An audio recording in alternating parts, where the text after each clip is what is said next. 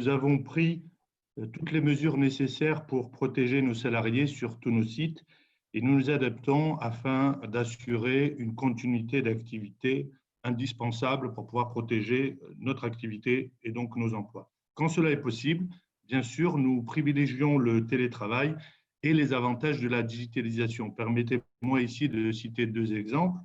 Le premier, nos ingénieurs à Militari sont à 85% en télétravail et les développements de nos nouveaux projets sont à l'heure et n'accusent aucun retard. Le second exemple concerne notre réseau commercial qui propose désormais une offre digitale 100% électronique de la commande en passant par le paiement jusqu'à la livraison à domicile. Un très bon exemple de l'agilité en Roumanie, un très bon exemple de digitalisation. Plus que jamais, nous devons être agiles et nous devons nous adapter et c'est ce que nous faisons tous les jours en analysant l'évolution de la situation. Alors, les résultats de l'industrie automobile en Roumanie, ils sont possibles grâce à l'appui des autorités roumaines qui ont toujours été proches et à l'écoute. Et j'aimerais saluer cette proximité et cette écoute. Un grand merci, Monsieur le Premier ministre, mulțumim din suflet. J'aimerais citer trois exemples de support. Le premier, c'est l'aide à l'investissement sur le nouveau projet. Le second, les mesures pour favoriser la vente des véhicules neufs, des programmes Rabla et Rabla Plus. Et enfin, l'ensemble des mesures d'accompagnement pendant la crise du Covid-19. Ces mesures ont été pour nous salvatrices pour protéger les emplois de nos salariés. Alors bien sûr, on doit continuer, on doit accélérer nos efforts communs sur les chantiers stratégiques, non seulement pour Renault-Dacia, mais pour l'ensemble de l'industrie automobile roumaine. Nous devons en particulier renforcer la compétitivité, accélérer l'intégration locale et produire des véhicules plus écologiques. Ces trois facteurs seront clés pour attirer les nouveaux investissements dans l'industrie automobile en Roumanie et donc préparer la transition nécessaire de l'industrie automobile.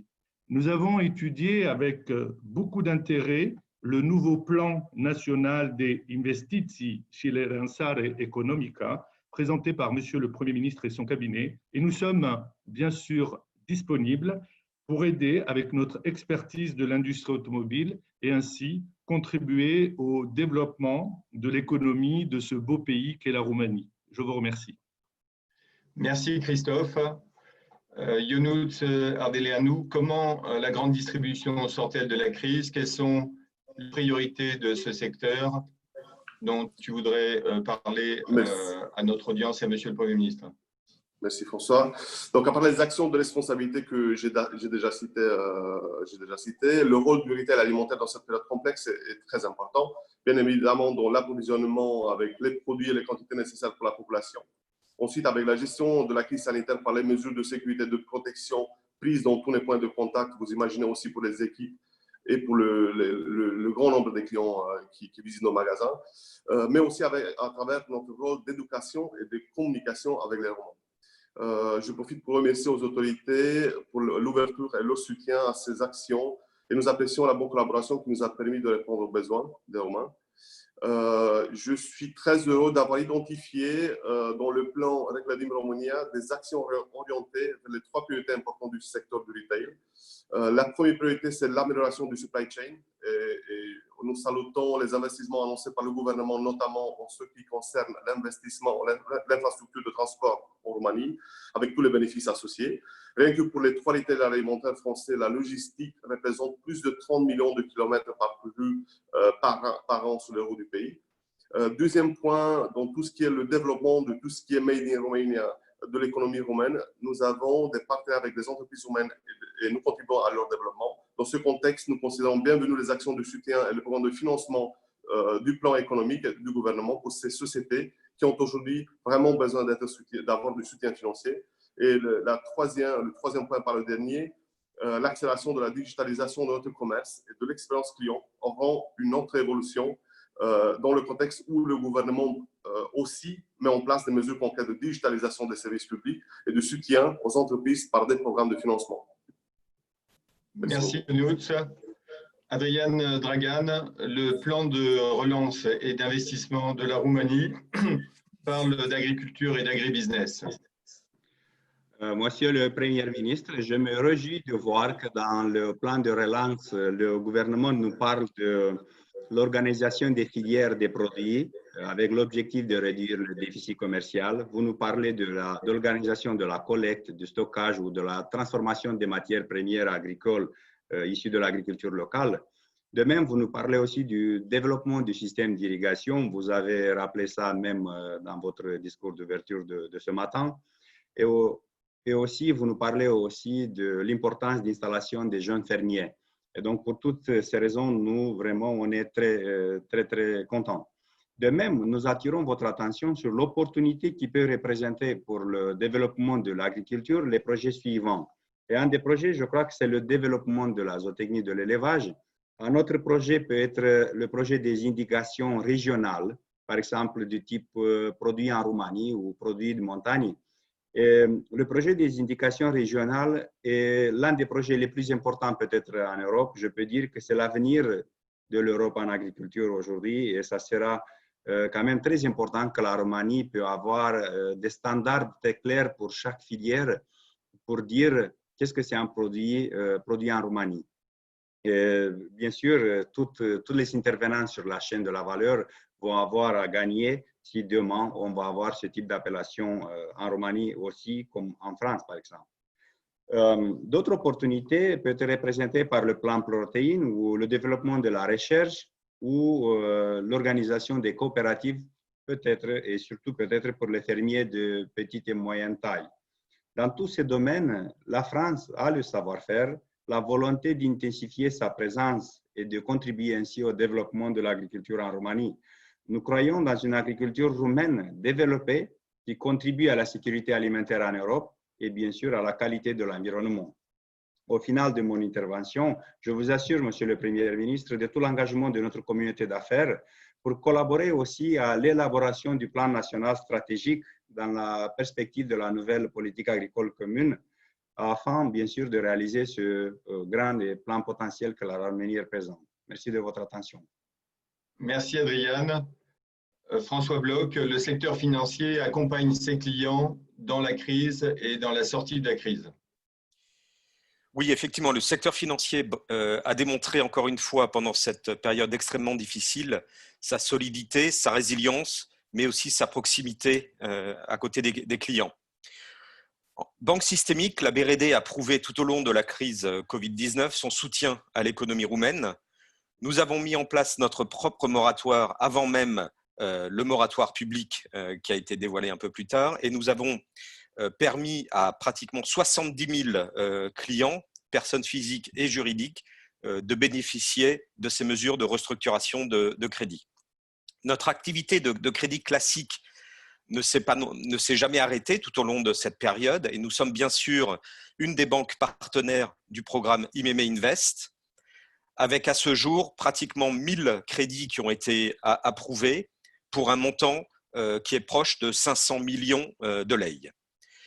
Nous saluons l'engagement du gouvernement à fournir des outils qui soutiennent les efforts du secteur bancaire pour financer l'économie. Il est important d'utiliser les leçons tirées du programme IMM Invest et de continuer ce programme. Nous sommes particulièrement satisfaits de l'attention portée au soutien des grandes entreprises, dont a parlé le Premier ministre dans son introduction, et de l'adoption de certaines mesures proposées par la communauté bancaire, parmi lesquelles le programme de soutien à la liquidité des entreprises via les programmes autour du crédit commercial. Ces mesures qui sont regroupées dans le chapitre dédié au système bancaire du plan national d'investissement et de relance de l'économie permettent d'introduire des instruments financiers soutenus par l'État et des mesures qui visent à améliorer la capitalisation des entreprises.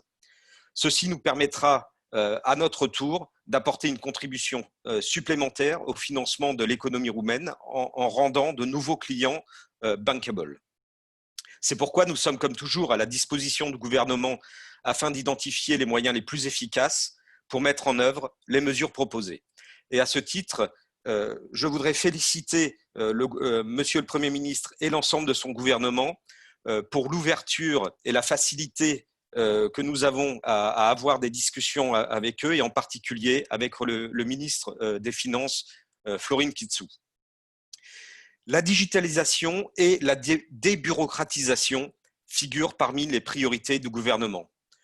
Nous souhaiterions néanmoins une implication plus profonde de l'exécutif dans le soutien de ces projets, et en particulier pour stimuler l'utilisation des signatures électroniques et de l'identité digitale, projets qui sont déjà débattus au Parlement.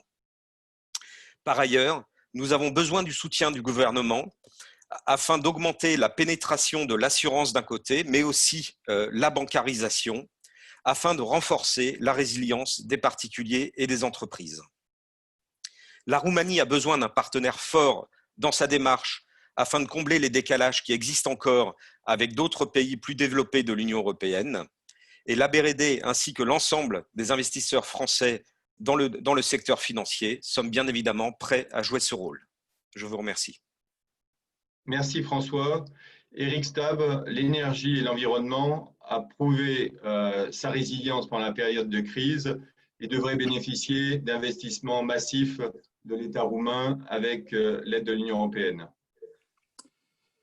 Merci François. Je vais effectivement évoquer à présent les enjeux et priorités des secteurs de l'énergie et de l'environnement. Nous avons tous été très heureux de constater que ces deux domaines ont une place de choix dans le plan de relance avec la DIM Roumanie, récemment présenté par le président de la République et par vous-même, Monsieur le Premier ministre. Et c'est d'autant plus important que ces deux secteurs sont aussi au cœur des programmes de relance européens, qu'il s'agisse du plan Next Generation ou du Green Deal, et vont bénéficier de montants très importants de fonds européens qu'il faudra bien évidemment absorber efficacement. Les trois grandes priorités que nous voyons sont d'une part la poursuite de la modernisation et du développement des infrastructures de gaz, d'électricité, de chaleur et d'eau. D'autre part, l'accélération de la transition énergétique et écologique en vue de réduire l'empreinte carbone de la Roumanie, par exemple en relançant la production d'énergie de sources renouvelables, en mettant l'accent sur l'efficacité énergétique tout en développant des solutions de mobilité verte. Et enfin, la finalisation et la réussite de la libéralisation des marchés du gaz et de l'électricité. Sur ce dernier point, la libéralisation du marché du gaz engagée par votre gouvernement, Monsieur le Premier ministre, est d'ores et déjà un succès indéniable, ayant conduit à l'apparition de nouveaux fournisseurs et de nombreuses nouvelles offres soumises au choix des clients et se traduisant par des prix compétitifs actuellement en baisse, alors qu'en début d'année, beaucoup de gens prévoyaient une forte hausse. Il est toutefois important de veiller à ce que cette libéralisation puisse se poursuivre dans de bonnes conditions. Il y a également un point de préoccupation que je souhaite soumettre à votre attention, Monsieur le Premier ministre, en l'occurrence le besoin de cohérence entre la volonté de la Roumanie d'attirer et d'accélérer les investissements et le cadre nécessaire que nous souhaitons tous stable et prévisible pour que cela se produise effectivement. À cet égard, la loi sur l'énergie qui a été adoptée le 30 juin dernier par la Chambre des députés et qui n'a pas encore été promulguée n'a pas fait l'objet du minimum de consultation nécessaire ni d'une étude d'impact et envoie malheureusement un signal négatif et préoccupant aux investisseurs désireux de poursuivre leurs activités dans le pays, en introduisant de nouvelles taxes sans fondement, re-réglementant de facto un marché gazier qui vient à peine d'être libéralisé, des obligations d'investissement irréalistes et surtout un arsenal d'amendes et de sanctions punitives disproportionnées et discriminatoires. Ces mesures sont en outre toutes non conformes aux législations européennes en la matière. Alors nous espérons bien entendu vivement qu'il ne s'agit là que d'un épiphénomène qui sera très vite corrigé après consultation des acteurs de marché. Les entreprises concernées pourront ainsi poursuivre sereinement leurs investissements et contribuer à la convergence de la Roumanie avec le reste de l'Europe, tout en aidant les autorités à mettre en œuvre des plans produisant des résultats très concrets au service de nos concitoyens et de l'économie du pays. Je vous remercie de votre attention. Merci Eric. Tatiana Popescu, nous évoquions il y a un instant l'impératif européen pour la résilience dans le domaine de la santé. Quelles sont nos priorités et quelles sont celles qui sont déjà prises en compte dans le plan ambitieux du gouvernement? Tout d'abord, nous nous réjouissons de voir que le domaine de la santé est une priorité absolue sur la liste du gouvernement et que les priorités identifiées dans le groupe santé, la digitalisation, prévention des maladies infectieuses, mais aussi des maladies chroniques, assurance privée et financement sont considérées comme des priorités gouvernementales. Concernant la digitalisation, nous travaillons actuellement sur deux composantes importantes, la collecte et analyse des données rapportées de la vaccination et de la télémédecine. Si, dans le contexte de l'épidémie, la télémédecine a un rôle essentiel, tout d'abord pour limiter les contacts interpersonnels et implicitement limiter le nombre d'infections, la communauté médicale et les patients souhaiteraient être mis en œuvre au-delà de l'alerte et cela changerait le cadre législatif. À cet effet, le CCIFR réitère la possibilité de proposer des modèles et un accompagnement. La France étant en effet l'un des pays les plus avancés dans le domaine de la télémédecine. La mise en œuvre pourrait apporter une meilleure prise en charge des patients à domicile, l'accès des patients des zones reculées aux soins médicaux, une utilisation efficace des ressources humaines dans le domaine médical. Le prochain sujet brûlant de l'agenda du groupe santé est la prévention. Selon les données statistiques, l'espérance de vie en Roumanie est en moyenne 10 ans inférieure à la moyenne de l'Union européenne. Nous pensons qu'un système médical performant, mais aussi un programme de prévention efficace, tant des maladies infectieuses que chroniques, pourrait nous rapprocher du niveau européen. Par conséquent, nous avons l'intention de définir les projets clairs dans le domaine de la médecine préventive afin de le proposer au ministre de la Santé avec l'expertise et les ressources de CCIFR. Merci Tatiana. Grégoire Vigroux, quelles sont les priorités pour l'innovation entrepreneuriale en Roumanie? Merci François. Je mentionnerai d'abord la reconduction dont on se réjouit du programme StarTech Innovation en Roumanie qui s'appelait jusqu'à présent, comme on le sait tous, Startup Nation. Je crois savoir que ce programme, donc à l'attention des PME roumaines, offre des aides non remboursables pouvant aller jusqu'à 42 000 € par entreprise. Et cette année, 7 000 sociétés bénéficieront des aides du dispositif contre 5 000 l'an dernier.